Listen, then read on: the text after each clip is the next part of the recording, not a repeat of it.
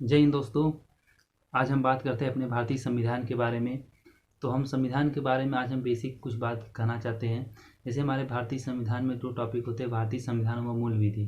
तो हम मूल विधि को पहले अलग हटा देते हैं। जैसे हमारे मूल विधि में होता है CRPC IPC एक्ट होते हैं, तो वो हम अलग टॉपिक में पढ़ेंगे। पहले हम अपने भारतीय संविधान के बारे में आज हम कुछ पढ़ेंगे, बेसिक चीज़ जो हम जानते तो हैं उसके बारे में, लेकिन उसका अर्थ नहीं मालूम। ऐसे हम संविधान तो जानते हैं कि संविधान क्या है, लेकिन हम संविधान क्या है, किस लिए लाया गया, इसकी ज़रूरत क्या थी, ये हम नहीं जानते। तो इसी के बारे में हम आज कुछ आप सबसे बताना चाहते हैं। जैसे हमारे भारतीय संविधान में हम अपने भारतीय संविधान पढ़ने से पहले हम जानते हैं कि राज्य व्यवस्था किसे कहते हैं। हमारे देश की राज्य व्यवस्था, जिसे हमने पढ़ा होगा कि भारत का संविधान व राज्य व्यवस्था। तो राज्य व्यवस्था ये होता है, जैसे हम अपने पुराने इतिहास में आ जाते हैं। जैसे हमारा पहले मध्यकाल में हमारा जो देश था वो राजतंत्र देश था। जैसे वहाँ के राजतंत्र का ये मतलब होता है, जैसे प्रत्येक क्षेत्र का एक राजा होता था। जिसे राजा जो बात कह देती थी, प्रजा उसको करना पड़ता था, और प्रजा राजा की बात को काट नहीं सकते थे। चाहे वो अपनी राजा चाहे अपनी क्रूरता से कराए, चाहे प्यार से कराए, लेकिन वो अपने अपने क्षेत्र के नागरिकों को उनको उनका काम करना पड़ता था। मध्य भारत में पर जो है प्रजा अपने राजा को ईश्वर के प्रति मानती थी, और ईश्वर का बात कोई काट नहीं सकता था। इसीलिए वो लोग भी अपने राजा की बात को काटते नहीं थे।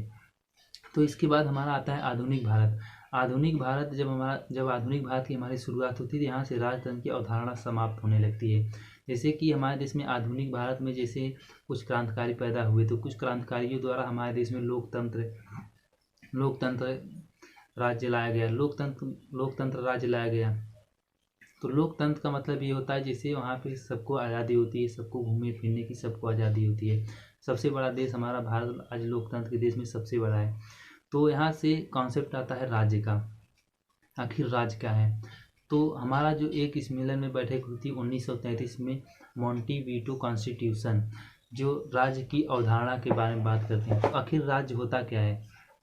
तो हमारे राज्य के कुछ निर्धारित तत्व होते हैं, जैसे क्षेत्रफल, जनसंख्या निर्धारित की जाती है, और चुनी हुई सरकार, और चौथी जो है संप्रभुता है। तो राज्य के 4 निर्धारित तत्व हो गए, क्षेत्रफल, जनसंख्या, और चुनी हुई सरकार, और संप्रभुता। तो हम क्षेत्रफल के बारे में जानते हैं, जनसंख्या के बारे में भी हम जानते हैं कि जनसंख्या राज्य का निर्धारित की जाती है। जैसे आज हमारे देश का जनसंख्या है 131 करोड़। फिर यहाँ पे संप्रभुता की बात आती है। आखिर हमारे देश में संप्रभुता किसे कहते हैं? संप्रभुता क्या होता है?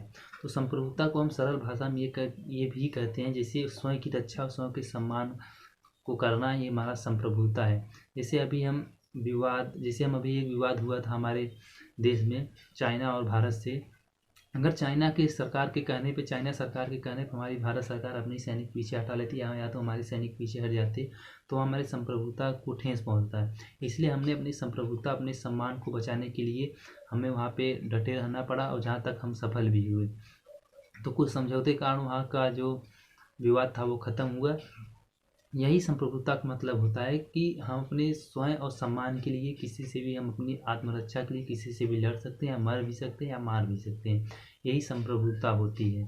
अपनी संप्रभुता की रक्षा करना हमारे देश के हर नागरिक का कर्तव्य होता है। तो हम संप्रभुता के बारे में जान गए। तो फिर आता है हमारा संविधान। आखिर संविधान क्या होता है? तो हमारे देश में हमारे देश में संविधान बना, तो संविधान क्या होता है? संविधान का निर्माण कैसे हुआ?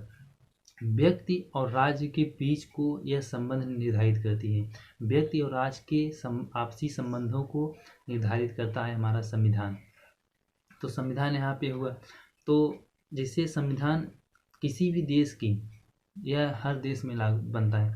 संविधान जैसे किसी भी देश की वह सर्वोच्च विधि है, जो कि राज्य की, व्यक्ति और शासन के बीच संबंध को निर्धारित करती है। यही हमारा संविधान होता है। तो संविधान के बारे में हम जानेंगे कि संविधान जो है व्यक्ति और राज्यों के बीच आपसी संबंधों को निर्धारित करती है। यही हमारा संविधान होता है। तो संविधान के बारे में फिर हम जान गए। तो संविधान के बारे में फिर हम आगे पढ़ते हैं अपने देश में। जैसे राष्ट्र क्या होता है?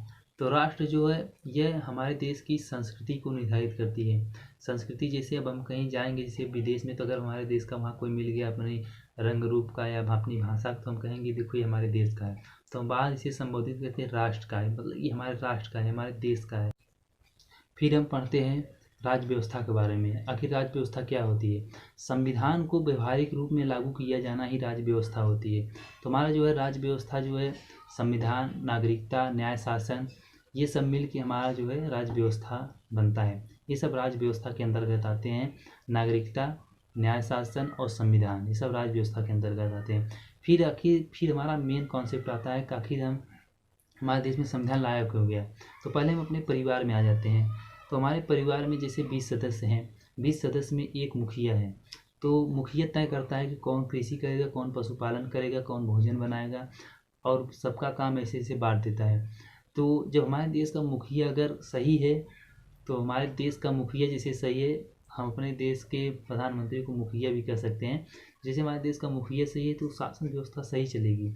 और हमारे घर का जैसे मुखिया अगर सही नहीं है तो हमारा परिवार टूट जाता है। अगर मुखिया सही है और सही नियम से सबको कर रहा है तो हमारे परिवार की रूलिंग चलती रहती है, हमारा परिवार चलता रहता है। तो इसी प्रकार हमारे देश का जो मुखिया है, अगर वो भी सही प्रकार से अगर वो काम कराता है तो हमारे देश का सिस्टम जो है बना रहता है। अगर हमारे देश में संविधान नहीं बनता तो हमें किसी भी चीज़ की जो है आज़ादी नहीं होती। अगर आज़ादी नहीं होती तो इस देश का जो बाहुबली लोग हैं वो किसी भी गरीब को सही से रहने नहीं देते और अपना काम भी कराते और उनको मारते भी। तो हमारा देश जो है एक गुलामी के तौर पे आता है। तो इसीलिए हमारे देश में जो है संविधान लागू किया गया। तो संविधान के अंतर्गत हमें सबको एक तरफ से सबको स्वतंत्रता है। हम चाहे जो भी करे गलत ना करे, बाकी चाहे जो भी करे, तो हमें हर चीज़ की स्वतंत्रता है। तो इसीलिए हमारे देश में संविधान की ज़रूरत थी। तो हम ये जानते हैं कि हमारे संविधान तो सब पढ़ते हैं, लेकिन इसके बाद संविधान का बेसिक चीज़ हमें बहुत ज़रूरत है। संविधान का बेसिक चीज़ पढ़ने से पहले बहुत से अर्थ होते हैं जैसे हम वो नहीं जानते तो सब हैं। राज्य क्या है, राज्य के बारे में तो सब जाने, लेकिन राज्य कैसे निर्धारित की जाती है ये कोई नहीं जानता। तो इसी के बारे में आज हम बात किए। फिर हमारी अगली जो क्लास होगी वो प्रस्तावना के बारे में होगी। तो प्रस्तावना को भी हम ऐसे पढ़ेंगे। पहले संविधान का बेसिक चीज़ और प्रस्तावना संविधान का मेन नींव है। अगर हमारी नींव जो मजबूत होती है तो बिल्डिंग बहुत मजबूत बनती है। तो आखिर जो अनुच्छेद है, जो भाग है, ये तो सब रटने वाली चीज़ है, लेकिन यहाँ पे हमारा संविधान का बेसिक चीज़ और संविधान का जो है प्रस्तावना है, ये बहुत इसका जो है इसमें अंदर बहुत कॉन्सेप्ट है और ये हमारे संविधान की मेन नींव है। अगर हम प्रस्तावना को समझ गए तो हमें संविधान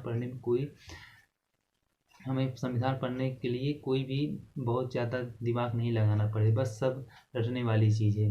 आगे भाग, अनुच्छेद, ये सब रटने वाली चीज़ है। न्यायपालिका, राष्ट्रपति, प्रधानमंत्री, ये सब तो बहुत सरल चीज़ें होती है, लेकिन प्रस्तावना और मेन जो है बेसिक राज्य, राष्ट्र, संविधान आखिर होते क्या है, ये सब हमारा जो है नींव है। ये अगर हम इसे मजबूत समझ लिए तो इसके बाद आगे हमें बहुत सरल लगेगा। जो मौलिक विधि है, मूल विधि है, ये सब बहुत ही सरल चीज़ होती हैं। बस ये सब हमें बेसिक चीज़ पढ़ना होता है। बस अब अगली क्लास हमारी प्रस्तावना की होगी, जिसे हम प्रस्तावना के बारे में भी ऐसे पढ़ेंगे। इसके बाद हम फिर एक बार डिटेल में इसको हम पढ़ाएंगे। फिर इसके बाद हम अगली वीडियो अपनी स्टार्ट करेंगे प्रस्तावना की नेक्स्ट डे। तो आज के लिए बस इतना ही। जय हिंद।